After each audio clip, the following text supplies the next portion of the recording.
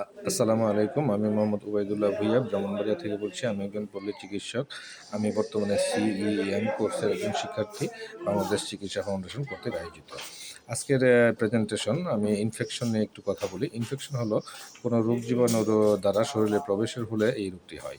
Infection সাধারণত 4 প্রকার: বায়ুজাতীয়, জলজাতীয়, খাদ্যজাতীয় ও প্রকাশিত ইনফেকশন। ইনফেকশন হওয়ার প্রধানত কারণসমূহের মধ্যে রয়েছে আঘাত, উদ্ভূত, ক্লোজ কন্ট্যাক্ট, অপরিচ্ছন্নতা, শরীরে ইমিউনিটি কমে যাওয়া, দূষিত পানি ও খাবার।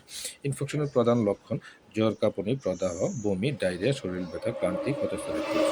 ইনফেকশন বিরোধী 10টি খাবারের নাম উল্লেখ করব আমি: লেবু, রসুন, আদা, মধু, দই, হলুদ, পেঁয়াজ, ব্রোকলি। কোর্সের গুরুত্ব সম্পর্কে বলতে গেলে অল্প ভাষায় বলি, ধুলনা থেকে কবর পর্যন্ত স্বাস্থ্য সেবায় প্রয়োজনীয় শিক্ষার তথ্যের কোনো কমতি ছিল না CEM কোর্সে।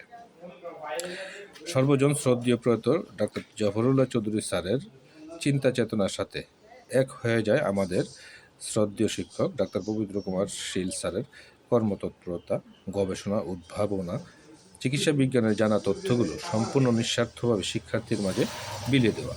আর সেই সুবাদে আমরা মানব সেবায় দক্ষতা অর্জন করে আক্রান্তদের পাশে থাকার যোগ্যতার স্বাক্ষর রাখতে পারছি CFBD মাধ্যমে।